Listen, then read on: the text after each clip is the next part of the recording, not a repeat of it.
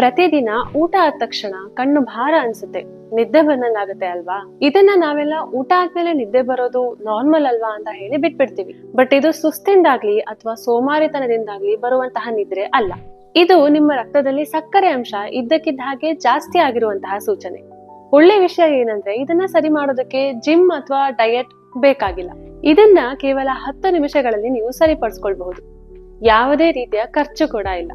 ಈ ವಿಡಿಯೋ ಮುಗಿಯೋ ಹೊತ್ತಿಗೆ ಇವತ್ತಿನ ಊಟದಿಂದಲೇ ಶುರು ಮಾಡಬಹುದಾದಂತಹ ಒಂದು ಸಿಂಪಲ್ ಹ್ಯಾಬಿಟ್ ನಿಮ್ಗೆ ಗೊತ್ತಾಗುತ್ತೆ. ಅನ್ನ, ಚಪಾತಿ, ರೊಟ್ಟಿ ಇವುಗಳೆಲ್ಲ ದೇಹಕ್ಕೆ ಹೋಗಿ ಸೇರ್ಕೊಂಡ್ಮೇಲೆ ಗ್ಲೂಕೋಸ್ ಆಗಿ ಬದಲಾಗುತ್ತೆ.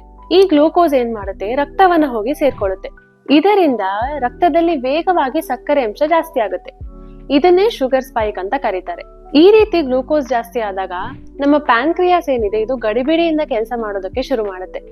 ಹಾಗೇನೆ ತುಂಬಾನೇ ಇನ್ಸುಲಿನ್ ರಿಲೀಸ್ ಮಾಡೋದಕ್ಕೆ ಶುರು ಮಾಡುತ್ತೆ. ಬಟ್ ಊಟ ಆದ್ಮೇಲೆ ನಾವೇನ್ ಮಾಡ್ತೀವಿ, ಹೋಗಿ ಎಲ್ಲಾದ್ರೂ ಕುತ್ಕೊಳ್ತೀವಿ, ಇಲ್ಲ ಅಂದ್ರೆ ಮಲಗ್ತೀವಿ. ಸೊ ಇದರಿಂದ ನಮ್ಮ ದೇಹ ಅಥವಾ ದೇಹದ ಸ್ನಾಯುಗಳೇನಿವೆ ಅವು ಯಾವುದೇ ರೀತಿಯ ಕೆಲಸವನ್ನ ಮಾಡೋದಿಲ್ಲ, ಸುಮ್ನೆ ಇರುತ್ತೆ. ರಕ್ತದಲ್ಲಿನ ಗ್ಲೂಕೋಸ್ ಏನಿದೆ ಅದು ಜಾಸ್ತಿ ಹೊತ್ತು ಹಾಗೆ ಉಳ್ಕೊಳ್ಬೇಕಾಗತ್ತೆ.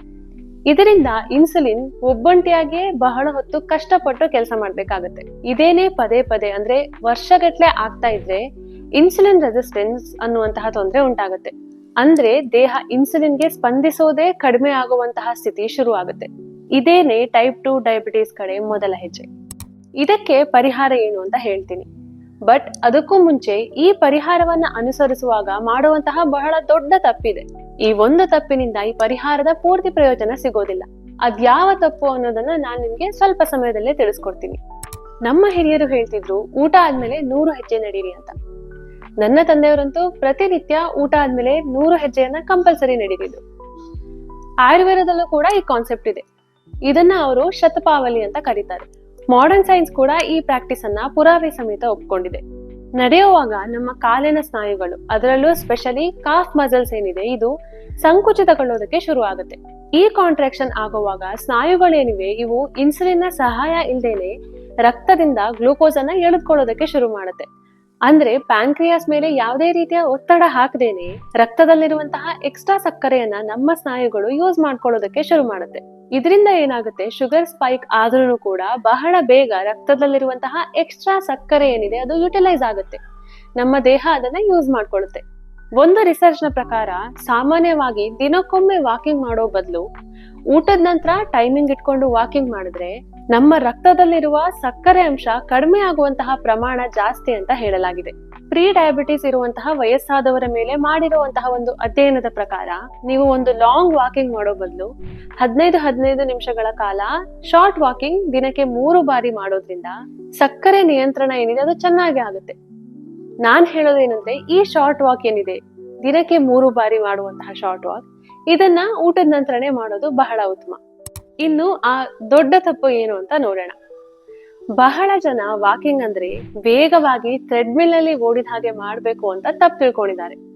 ಊಟ ಆದ್ಮೇಲೆ ಈ ರೀತಿ ವೇಗವಾಗಿ ವಾಕಿಂಗ್ ಮಾಡಿದ್ರೆ ನಿಮ್ಮ ಜೀರ್ಣಕ್ರಿಯೆಗೆ ಹೋಗಬೇಕಾದಂತಹ ರಕ್ತ ಏನಿದೆ ಅದು ನಿಮ್ಮ ಸ್ನಾಯುಗಳಿಗೆ ಹೋಗುತ್ತೆ. ಇದರಿಂದ ನಿಮ್ಗೆ ಹೊಟ್ಟೆ ಭಾರ, ಎದೆ ಉರಿ ಆಗುವಂತಹ ಚಾನ್ಸಸ್ ಕೂಡ ಜಾಸ್ತಿ. ಇಲ್ಲಿ ನಿಮ್ಗೆ ಬೇಕಾಗಿರುವಂತಹದ್ದು ವೇಗ ಅಲ್ಲ, ಸ್ಥಿರತೆ. ಊಟ ಆದ್ಮೇಲೆ ಮಾಡುವಂತಹ ವಾಕಿಂಗ್ ಅನ್ನ ಸರಿಯಾಗಿ ಮಾಡೋದಕ್ಕೆ 3 ವಿಷಯ ನೆನಪಿನಲ್ಲಿಟ್ಕೊಳ್ಳಿ. ಮೊದಲನೇದಾಗಿ ಟೈಮಿಂಗ್. ಊಟ ಆಗಿ 15 ರಿಂದ 30 ನಿಮಿಷದೊಳಗೆ ವಾಕಿಂಗ್ ಅನ್ನ ಶುರು ಮಾಡಿ. ಇದು ಗ್ಲೂಕೋಸ್ ರಕ್ತಕ್ಕೆ ಸೇರುವಂತಹ ವಿಂಡೋ. ಈ ಟೈಮ್ ಅನ್ನ ಮಿಸ್ ಮಾಡಬೇಡಿ. ಎರಡನೇದಾಗಿ ವೇಗ. ನಿಧಾನವಾಗಿ ಆರಾಮಾಗಿ ವಾಕಿಂಗ್ ಮಾಡಿ. ಮನೆ ಒಳಗಾದ್ರೂ ಓಕೆ, ಟೆರೇಸ್ ಮೇಲಾದ್ರೂ ಓಕೆ, ಹೊರಗಡೆ ಕಾರಿಡಾರ್ ಅಲ್ಲಾದ್ರೂ ಓಕೆ. ಮೂರನೇದಾಗಿ ಡ್ಯೂರೇಷನ್. 10 ನಿಮಿಷಗಳು. 100 ರಿಂದ 500 ಸ್ಟೆಪ್ಸ್ ಸಾಕು. ಅದಕ್ಕಿಂತ ಜಾಸ್ತಿ ಬೇಕಾಗಿಲ್ಲ, ಅದಕ್ಕಿಂತ ಕಡಿಮೆ ಸಾಕಾಗಲ್ಲ. ಪ್ರತಿನಿತ್ಯ ಬೆಳಗಿನ ಉಪಹಾರ, ಮಧ್ಯಾಹ್ನದ ಊಟ ಹಾಗೆ ರಾತ್ರಿ ಊಟದ ನಂತರ ಈ ವಾಕಿಂಗ್ ಅನ್ನ ಮಾಡಿ. ದಿನಕ್ಕೆ 3 ಬಾರಿ. ಇದು ಹೆವಿ ಎಕ್ಸರ್ಸೈಸ್ ರೂಟೀನ್ ಗಿಂತ ಸಕ್ಕರೆ ಅಂಶವನ್ನ ಕಡಿಮೆ ಮಾಡೋದಕ್ಕೆ ಜಾಸ್ತಿ ಪರಿಣಾಮಕಾರಿಯಾಗಿ ಕೆಲಸ ಮಾಡುತ್ತೆ. ಒಂದು ಎಚ್ಚರಿಕೆ, ಇದು ಬ್ರಿಸ್ಕ್ ವಾಕ್ ಅಲ್ಲ, ರೇಸ್ ಅಂತೂ ಅಲ್ವೇ ಅಲ್ಲ. ಮಂಡಿ ನೋವು, BP ಪ್ರಾಬ್ಲಮ್ ಇರೋರು, ವಯಸ್ಸಾದವರು ನಿಧಾನವಾಗಿ ಆಸರೆಯನ್ನ ತಗೊಂಡು ವಾಕಿಂಗ್ ಮಾಡಿ. ಹೊಟ್ಟೆ ತುಂಬಾ ಭಾರ ಅನಿಸ್ತಿದೆ, ಸುಸ್ತಾಗ್ತಾ ಇದೆ, ತಲೆ ಸುತ್ತು ಬರ್ತಾ ಇದೆ ಅಂತಂದ್ರೆ ಸ್ವಲ್ಪ ಸಮಯ ಕುತ್ಕೊಂಡು ವಿಶ್ರಾಂತಿ ತಗೊಂಡು ನಂತರ ವಾಕಿಂಗ್ ಮಾಡಬಹುದು. ಇದೊಂದು ಸಪೋರ್ಟಿಂಗ್ ಹ್ಯಾಬಿಟ್ ಅಷ್ಟೇ. ಡಯಾಬಿಟಿಸ್ ಇರೋರು ಮೆಡಿಸಿನ್ ನ ನಿಲ್ಲಿಸಬಾರ್ದು. ಇವತ್ತೇ ಊಟ ಆದ್ಮೇಲೆ ಇದನ್ನ ಟ್ರೈ ಮಾಡಿ. ಡಯಾಬಿಟಿಸ್ ಇರೋರ್ಗೆ, ಪ್ರೀ ಡಯಾಬಿಟಿಸ್ ಇರೋರ್ಗೆ, ಇನ್ಸುಲಿನ್ ರೆಸಿಸ್ಟೆನ್ಸ್ ಇರೋರ್ಗೆ ಇದು ತುಂಬಾನೇ ಹೆಲ್ಪ್ ಮಾಡುತ್ತೆ. ಅವರಿಗೆ ಈ ವಿಡಿಯೋನ ಶೇರ್ ಮಾಡೋದನ್ನ ಮರಿಬೇಡಿ.